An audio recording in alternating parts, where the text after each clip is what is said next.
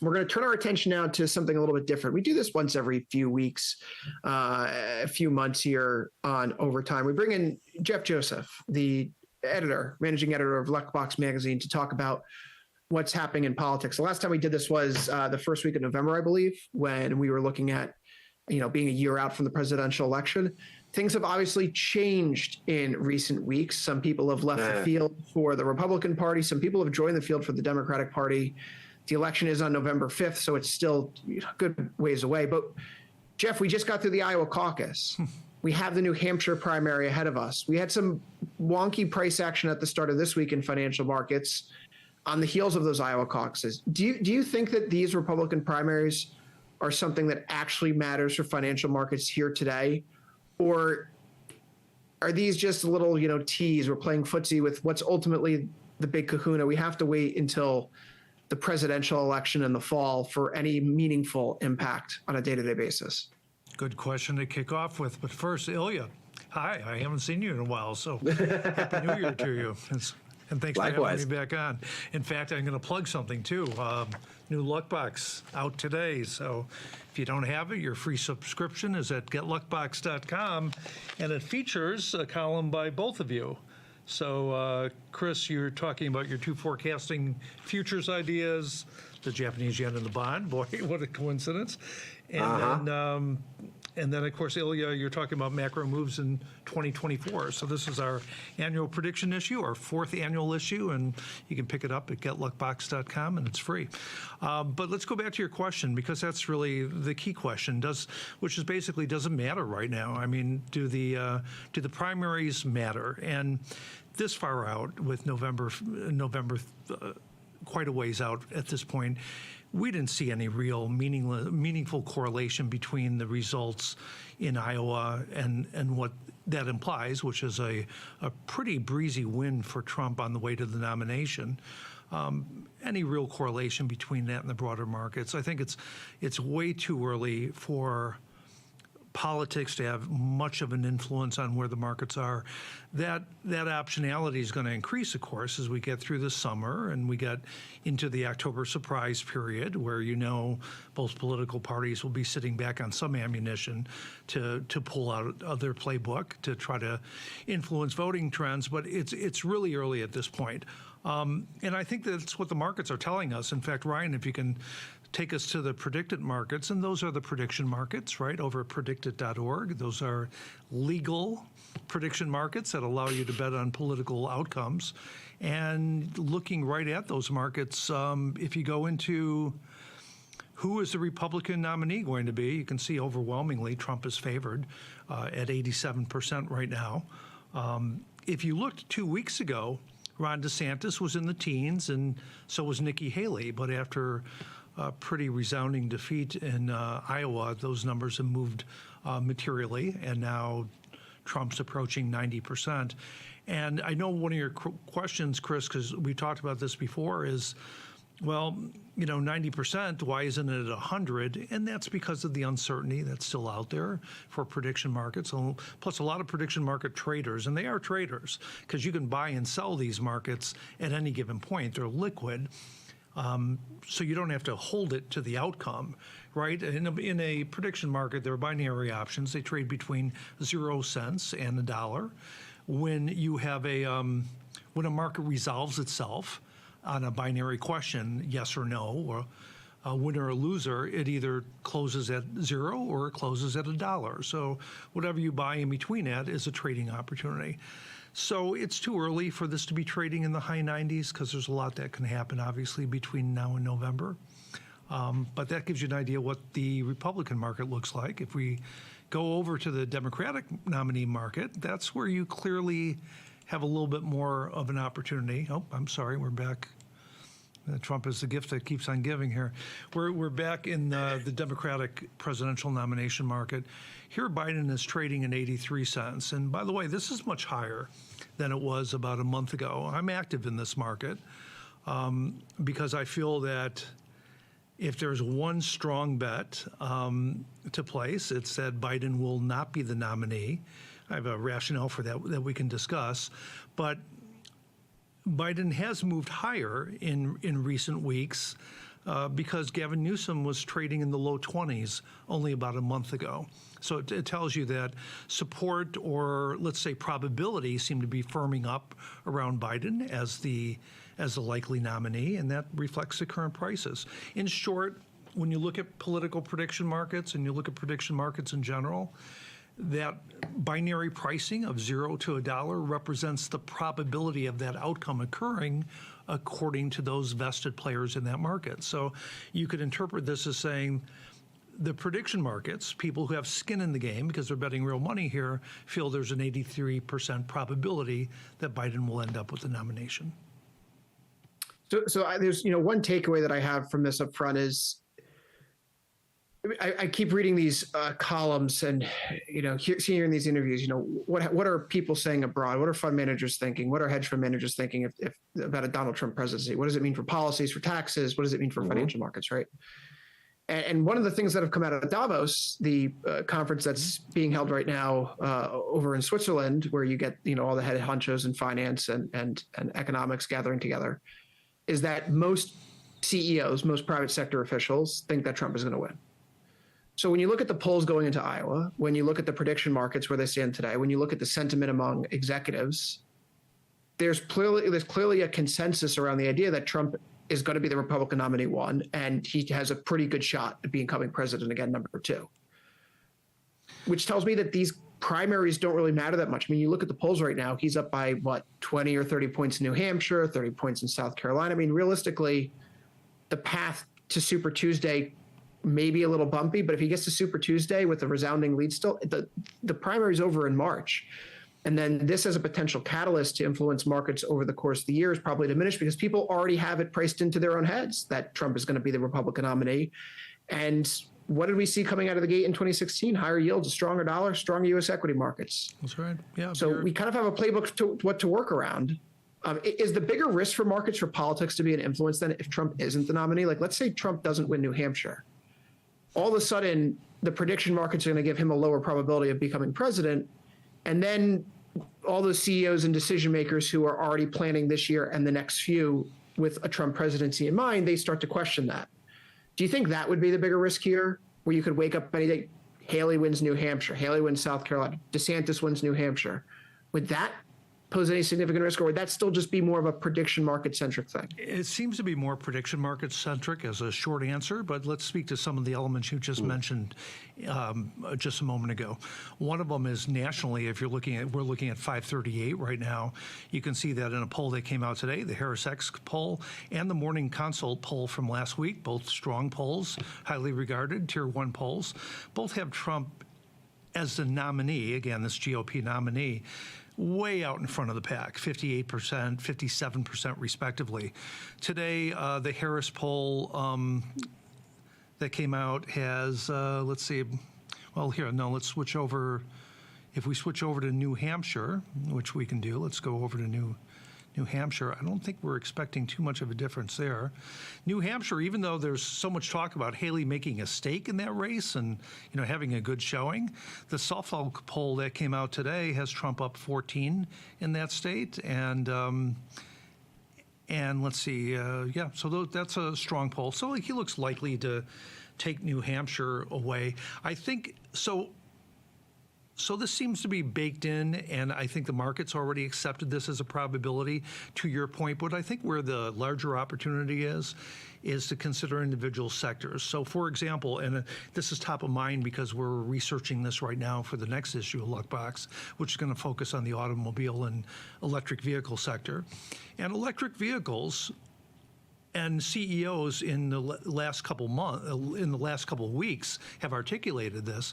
They feel as though that their sector will come under some pricing pressure, that their stocks or publicly traded companies will feel some pressure if Trump looks like the likely presidential winner, just because you have a shift away from electric vehicles, shift away from some of the mandates and legislation that is supporting that industry, and back towards combustion focused vehicles. So I think that's an interesting play. If you're looking for a market correlation to the presidential outcome, I think that's a great place to look, is the automobile sectors, particularly with names like VinFast and Rivian, becoming more prominent as of late. So that's one strong correlation that we've seen that will likely occur and persist.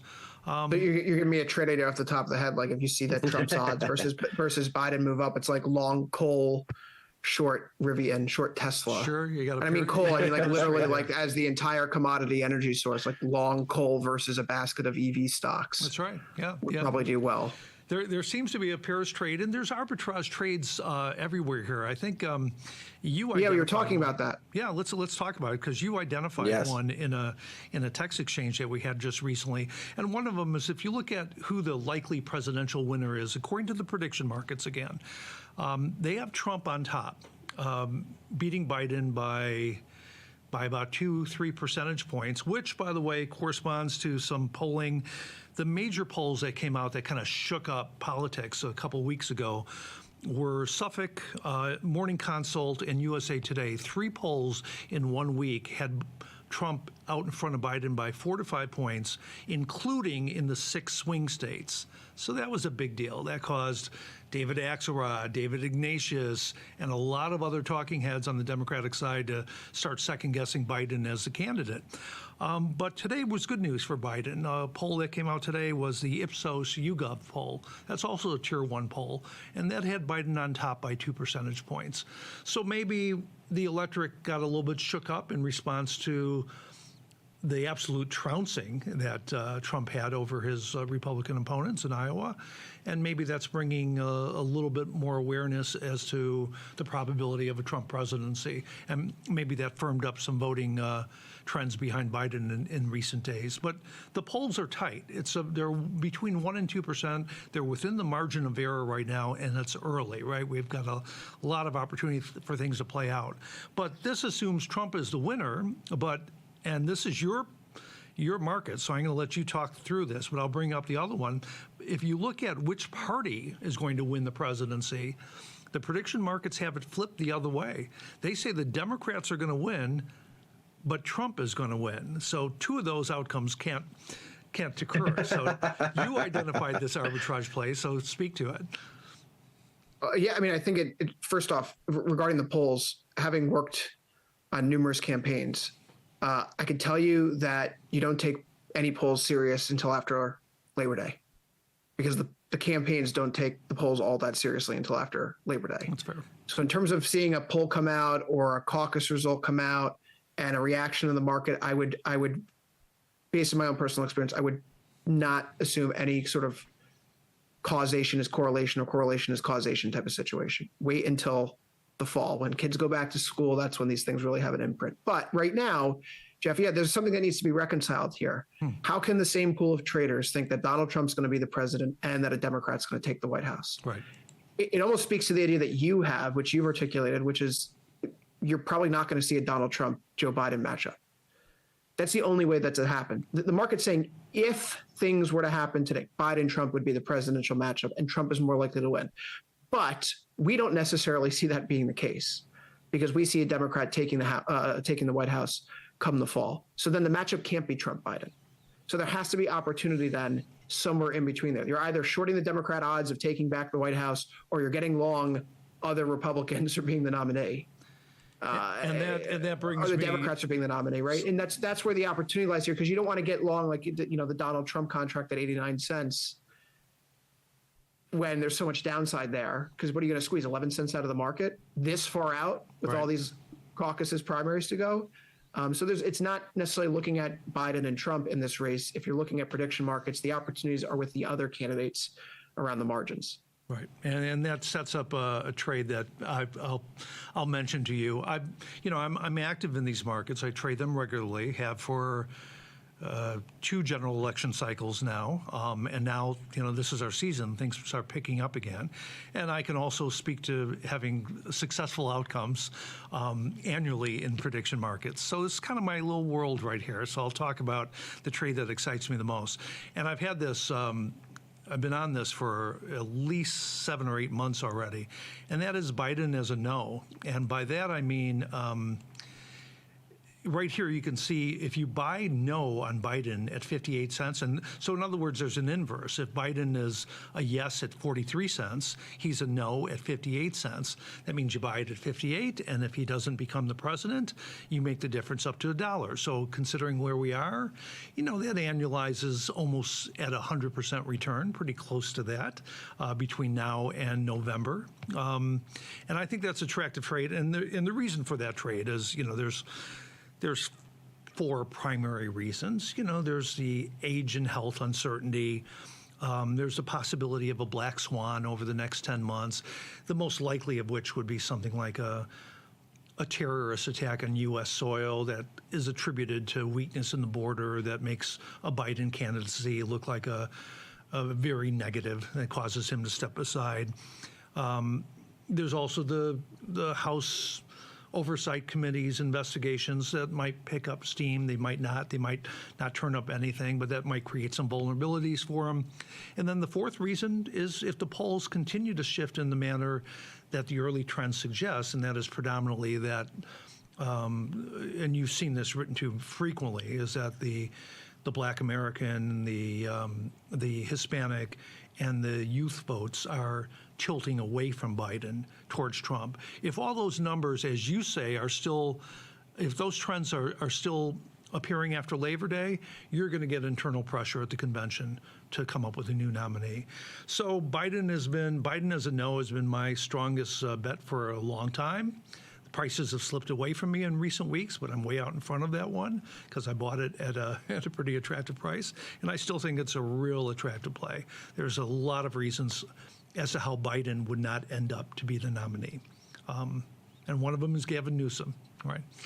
So, that's some thinking. I just thought I'd put a trade out there. I'll tell you another trade that's interesting, just because it's topical, and that's the Republican vice presidential nomination. I wish I would have had this because the Kristi Noem, the governor from South Dakota. Kristi Noem is 52 years old. She's been governor since 2019. She's been the front runner in this for a long time. It's always been Noem and always sitting in the low 20s. Elise Stefanik came out of nowhere, and Elise Stefanik, of course, is the Republican congressman from upstate New York. Yeah, upstate New York. Yeah, your town, right? She's a little further of recent university president scolding fame. That's right. So her big moment was the gay. I'm going to say the gay president, Claudine Gay. Was that her name? Claudine Gay? Yes, Claudine Gay. President. Yeah, the Harvard president. And it sounded like you're going somewhere else with this. Right? No, I wasn't. Right. Stefanik's grilling in front of the House committee, and that resulted in her, after some pressure from Bill Ackman and others, to step aside. So she's come into the limelight. This is a recent trade. In fact, if you look at the trends on this, let's see. Yeah, you'll see Stefanik was on January 11th, 15 cents. Now she's at 23 cents. So you can get a feel for how quickly these markets can move. So that's kind of an interesting trade right now, as Stefanik has moved to the front runner with Noem behind, and then Vivek Ramaswamy showing up there as well. He was in the low single digits and just popped recently as well. So that's a fun one to look at. He was out there at that event with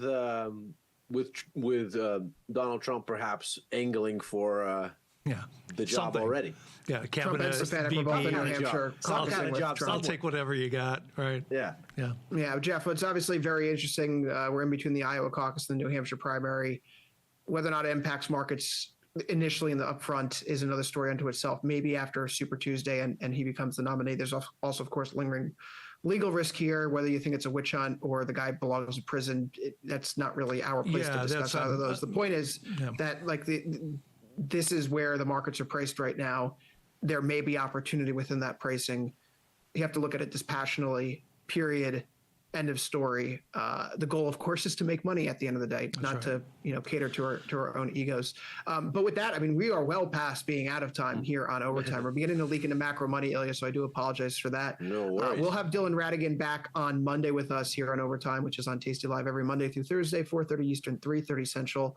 Until then, good luck trading, not just for tomorrow, but I mean, it is the rest of the week. So hope everyone has a great weekend as well. For Ilya Spivak and Jeff Joseph, I've been Chris Vecchio. We'll see everyone again on Monday. Until then, you know what to do. Up next, Macro Money with Ilya Spivak. See you there, everybody.